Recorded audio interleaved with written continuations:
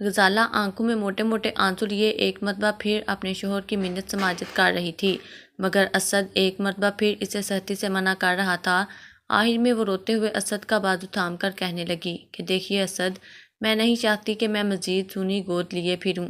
جانتی ہوں کہ خدا نے ہماری نصیب میں ہماری سگی اولاد نہیں لکھی، مگر اب میں مزید یوں تنہا اس گھر میں نہیں رہ سکتی۔ یہ گھر کاٹنے کو دوڑتا ہے۔ آخر آپ میری بات کیوں نہیں مان رہے؟ ہماری شادی کو 5 سال گزرے تھے تو میں آپ سے کہہ رہی ہوں کہ ہم ایک بچہ گود لے لیتے ہیں، ثواب کا ثواب ہے، اور ہماری گود بھی ہری ہو جائے گی، ہماری زندگی میں خوشیاں آ جائیں گی۔ اور اب آج ہماری شادی کو 10 سال گزر چکے ہیں اور آپ آج بھی اسی بات پر ٹکے ہوئے ہیں۔ اسد نے غزالہ کی جانب دیکھا جس کی آنکھوں سے آنسو گر رہے تھے۔ غزالہ تو اس کی محبت تھی، بھلا وہ اپنی من پسند بیوی کی آنکھوں میں آنسو کیسے برداشت کر سکتا تھا؟ بھلے ہی 10 سال سے اللہ نے اس سے اولاد جیسی نعمت سے نہیں نوازا تھا، مگر اس کے باوجود اس کی محبت میں رتی برابر بھی فرق نہیں آیا تھا۔ اس نے غزالہ کا چہرہ اپنے ہاتھ میں لیا اور اس کے آنسو صاف کرتے ہوئے کہنے لگا، دیکھو غزالہ، اللہ تعالیٰ کی ذات سے کبھی مایوس نہیں ہونا چاہیے۔ اگر میں چاہوں تو اسی وقت تمہاری ہر خواہش پوری کرنے کی طرح یہ خواہش بھی پوری کر دیتا۔ میں اسی وقت یتیم خانے جاتا ہوں اور ہم ایک بچے کو گود لے کر آ جاتے، مگر جانتی ہو میں جلد بازی میں فیصلہ نہیں کرتا۔ آج ہم یتیم خانے سے ایک بچہ لے آئیں اور کل کو وہی بچہ ہمیں جان سے بھی پیارا ہو، ہم اس کی ہر خواہش پوری کریں، پھر کچھ عرصے بعد ہمیں یہ خبر ملے کہ ہم ماں باپ بننے والے ہیں اور ہماری حقیقی اولاد ہمارے پاس آنے والی ہے۔ غزالہ، مجھے اس وقت سے ڈر لگتا ہے جب ہماری سگی اولاد آئے گی اور ہم اسے بے تحاشا محبت کرنے لگیں گے، پھر کیا اس بچے کی وہ اہمیت رہے گی جو ہماری خود کی اولاد کی ہوگی؟ بس میں اسی وقت سے ڈرتا ہوں کہ ہم ایک بچے کو گود تو لے لیں، مگر پھر اپنی اولاد آ جانے کے بعد اس سے وہ محبت نہ کر پائیں جو محبت اس کا حق ہے۔ اس طرح تو پھر خدا کی ذات بھی ناراض ہوگی۔ یہ سن کر غزالہ آنکھوں میں آئے آنسو صاف کرتے ہوئے کہنے لگی کہ نہیں اسد، ایسا ہرگز نہیں ہوگا، ہم اس بچے کو بھی اپنی اولاد ہی کی طرح محبت کریں گے۔ اگر اس کے بعد ہمیں خدا نے اولاد دے بھی دی تو جو مقام اس کا ہوگا وہ صرف اس کا ہی رہے گا۔ غزالہ نے اپنے شوہر کو ایک مرتبہ پھر یقین دہانی کروائی تھی۔ آج ان کی شادی کو 10 سال بیت چکے تھے، اس لیے اسد اس کی بات کو نہ نہیں کر پایا۔ اس نے اس سے وعدہ کیا کہ کل ہی وہ دونوں جائیں گے اور ایک بچے کو گود لے لیں گے۔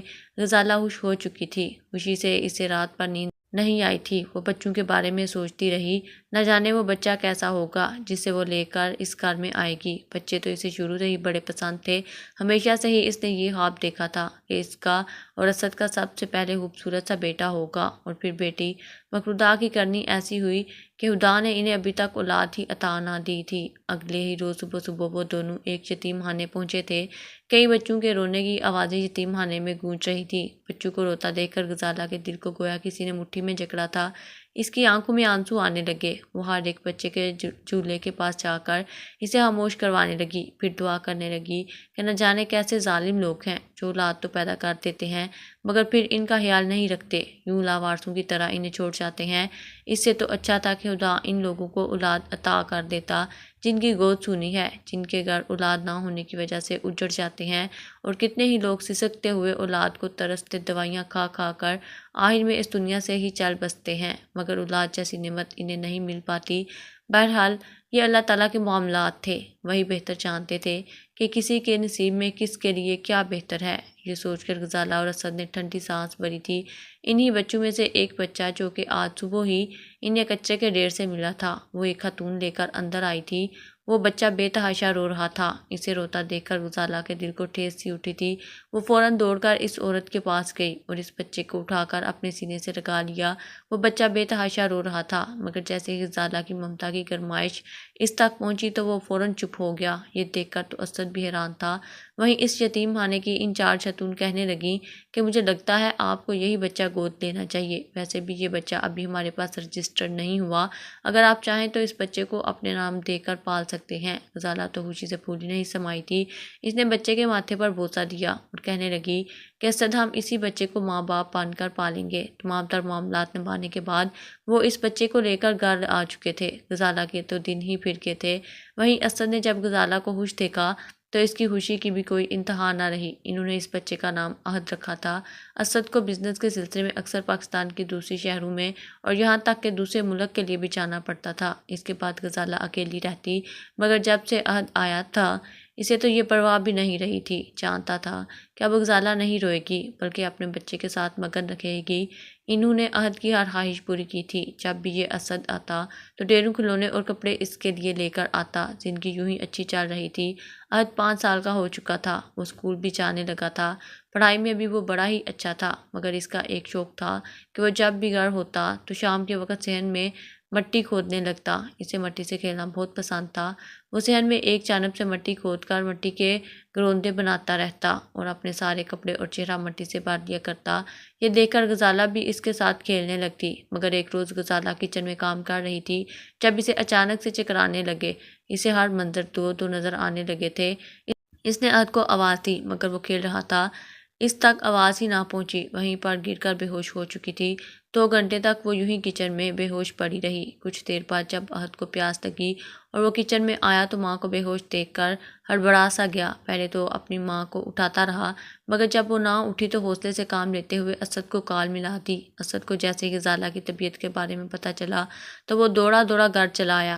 غزالہ کو فوراً ہسپتال لے جایا گیا، جہاں پر ڈاکٹر نے انہیں یہ خوشخبری سنائی کہ غزالہ ماں بننے والی ہے۔ یہ سن کر تو اس کی خوشی کی کوئی انتہا نہیں رہی تھی۔ غزالہ کو ہوش آیا تو اسد نے اسے یہ خوشخبری سنائی، مگر اسے تو اپنے کانوں پر یقین ہی نہیں آ رہا تھا۔ کتنی بار اس نے اسد سے اور ڈاکٹر سے تصدیق کی تھی۔ 15-16 سال بعد خدا نے اس کی گود ہری کی تھی۔ وہ خوشی سے روتی رہی۔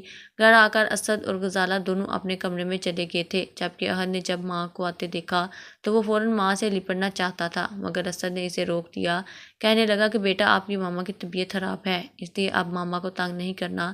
عہد وہیں دور کھڑا ہو چکا تھا۔ غزالہ بے حد خوش رہنے لگی تھی۔ ڈاکٹر نے اسے احتیاط کرنے کا کہا تھا۔ اگر عہد اس کے پاس جاتا، اس سے لپٹتا یا اس سے باتیں کرتا تو وہ فوراً اسے خود سے دور کر دیتی۔ کہنے لگتی کہ بیٹا جاؤ جا کر کھیلو، جب تک میں نہ کہوں میرے کمرے میں مت آیا کرو۔ عہد کو اپنی ماں کا ایک دم سے بدلتا ہوا رویہ بڑا ہی عجیب لگا تھا۔ ایک دم سے تو گویا اسے آسمان چھین چکا تھا، مگر وہ خاموشی سے سب کچھ دیکھتا رہا۔ اس کے کانوں میں یہ بات بھی پڑ چکی تھی کہ اس کا ننھا بہن بھائی اس گھر میں آنے والا ہے۔ وہ خوش تھا۔ جب بھی اس کے ابو آتے، اب صرف اس کے لیے نہیں بلکہ اس کے ہونے والے بھائی کے لیے بھی چیزیں لے کر آتے تھے۔ چند ہی ماہ بعد غزالہ نے ایک خوبصورت سے بیٹے کو جنم دیا تھا۔ عہد اس روزگار میں ملازمہ کے ساتھ اکیلا تھا۔ اس کی ماں کی طبیعت بے حد خراب تھی۔ وہ کب سے ایک جانب بیٹھا دعا کر رہا تھا کہ میری ماما کو کچھ نہ ہو، وہ صحیح سلامت گھر واپس آ جائے۔ تبھی اس کے والد آئے تھے، جن کے ساتھ غزالہ تھی اور ان کی گود میں ایک چھوٹا سا بچہ تھا۔ ان کی خوشی کی تو کوئی انتہا نہیں تھی۔ جیسے ہی عہد نے ماما پاپا اور ان کے ساتھ موجود چھوٹے سے بچے کو دیکھا تو وہ خوشی سے اچھلنے کودنے لگا۔ بھاگ کر غزالہ کے پاس آیا اور کہنے لگا کہ مجھے میرا بھائی دکھائیں، یہ کیسا ہے، میرے جیسا ہے نا؟ مگر غزالہ نے اسے ایک ہی جھلک دکھا کر دوبارہ اوپر کر دیا تھا کہ بیٹا تم ابھی چھوٹے ہو، تم اس سے کوئی نقصان پہنچا دو گے۔ وہ عہد کو اپنے بیٹے کے پاس پٹکنے بھی نہیں دیتی تھی۔ ابھی تو اس کے چھوٹے بیٹے احمد کو آئے ہوئے صرف 1 ماہ ہی ہوا تھا کہ اس کے دل سے عہد کی محبت بالکل ہی نکل چکی تھی۔ یہاں تک کہ اسد بھی اب عہد کے لیے کچھ زیادہ فکر مند نہیں رہتا تھا، بلکہ کام میں مصروف رہتا۔ گھر آتا تو غزالہ اور چھوٹے بیٹے کو بہلانے میں لگ جاتا۔ عہد اس کے پاس آ کر بیٹھتا تو چند باتیں کرنے کے بعد کہتا کہ جاؤ بیٹا جا کر اپنے کمرے میں سو جاؤ۔ یہ بات عہد نے بھی محسوس کی تھی کہ اس کے ماں باپ کا رویہ اس سے کافی بدل چکا ہے، مگر وہ اس بات سے انجان تھا کہ وہ تو ایک یتیم خانے سے لایا گیا بیٹا ہے۔ پہلے جو اسد ہر چیز اس کے لیے لاتا تھا، اب جب بھی وہ گھر آتا تو عہد اس کے پاس بھاگ کر جاتا اور کہتا کہ پاپا آپ میرے لیے کیا لائے؟ اسد اسے بہلا کر کہتا کہ بیٹا تم تو اب بڑے ہو گئے ہو، یہ ساری چیزیں اور کھلونے تو میں تمہارے چھوٹے بھائی کے لیے لایا ہوں۔ یہ سن کر عہد خاموش ہو جاتا۔ اس کے والد کھانے پینے کی چیزیں اور کھلونے اس کے چھوٹے بھائی کو دیتے رہتے اور وہ ترستی نظروں سے دیکھتا ہوا خاموش ہو جاتا۔ ایک روز تو روتے ہوئے وہ غزالہ سے کہنے بھی لگا کہ ماما جب سے چھوٹا بھائی آیا ہے آپ تو بدل گئی ہیں، نہ ہی مجھے اپنے پاس سلاتی ہیں، نہ ہی میرے ساتھ باتیں کرتی ہیں، نہ مجھ سے کھیلتی ہیں، بلکہ بات بات پر مجھے ڈانٹتی رہتی ہیں۔ کیا میں آپ کا بیٹا نہیں ہوں؟ یہ بات سن کر غزالہ الٹا بچے سے پیار سے بات کرنے کے اسے گھور گھور کر دیکھنے لگی تھی۔ کہنے لگی فالتو کی زبان مت چلایا کرو، تمہیں سب کچھ مل رہا ہے، اتنے بڑے گھر میں رہ رہے ہو، ہر وقت پر کھانا ملتا ہے، اچھا کھاتے پیتے ہو، اس کے باوجود یہ ناشکری کرتے ہو۔ غزالہ کا تو بس نہیں چل رہا تھا کہ وہ عہد کو بتا ہی دیتی کہ وہ ایک یتیم خانے سے لایا گیا ہے اور ان کی سگی اولاد نہیں ہے، مگر نہ جانے کیا دیکھ کر وہ چپ ہو گئی۔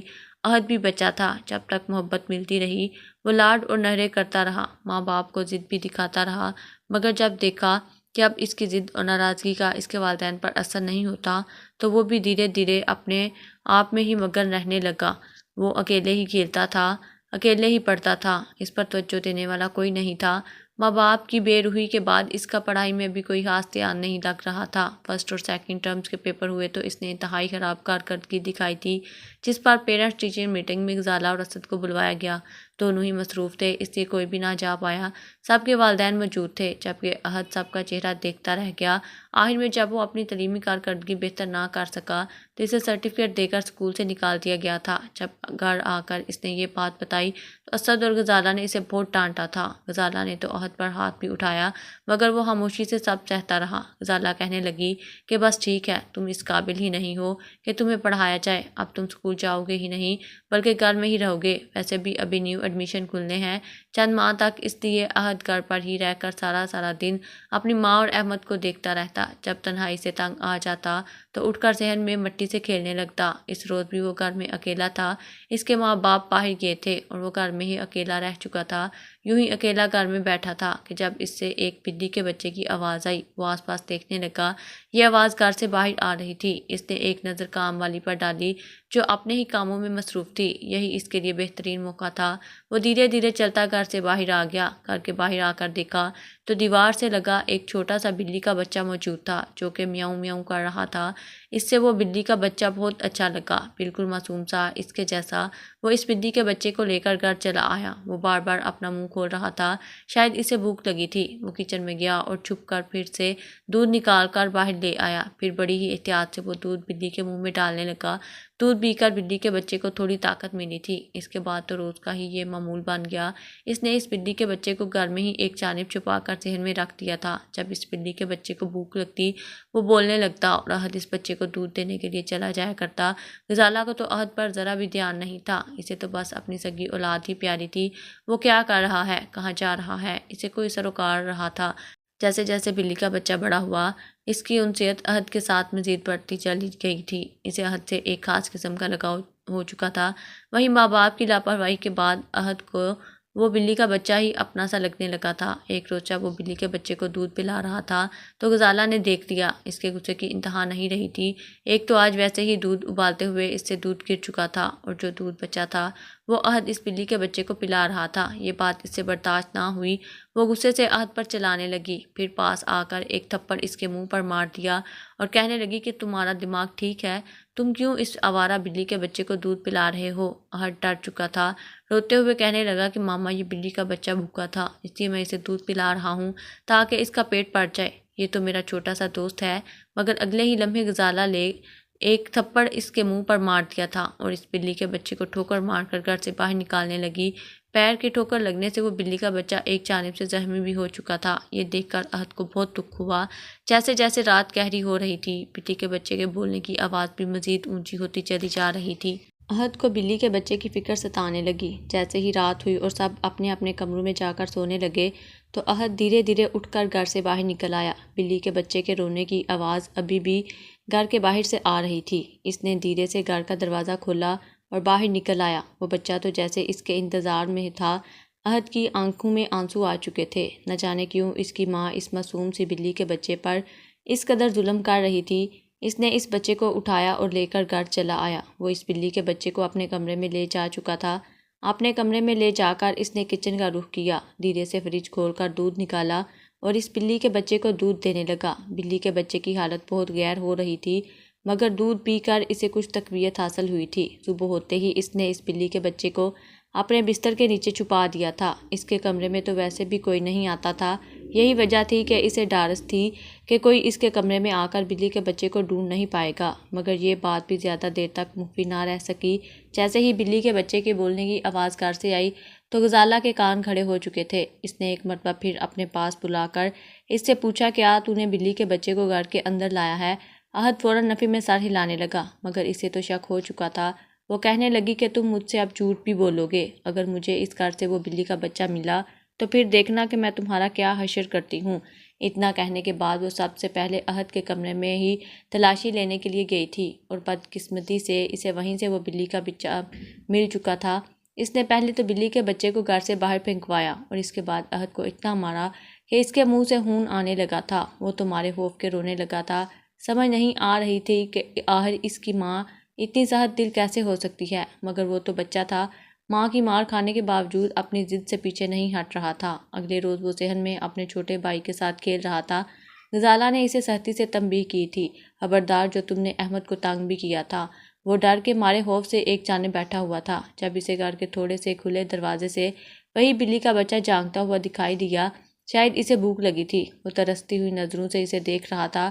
یہ دیکھ کر ایک مرتبہ پھر احد کو اس بلی کے بچے پر ترس آنے لگا۔ وہ کتنی ہی دیر اسے دیکھتا رہا اور پھر جب اس سے برداشت نہ ہوا تو وہ اٹھ کر کچن میں آیا۔ دودھ تو سامنے موجود ہی نہیں تھا اور فریج کو تالا لگا کر رکھا گیا تھا۔ وہ باہر آیا تو احمد کے ہاتھ میں فیڈر دیکھا۔ غزالہ تو اپنے کمرے میں موجود تھی۔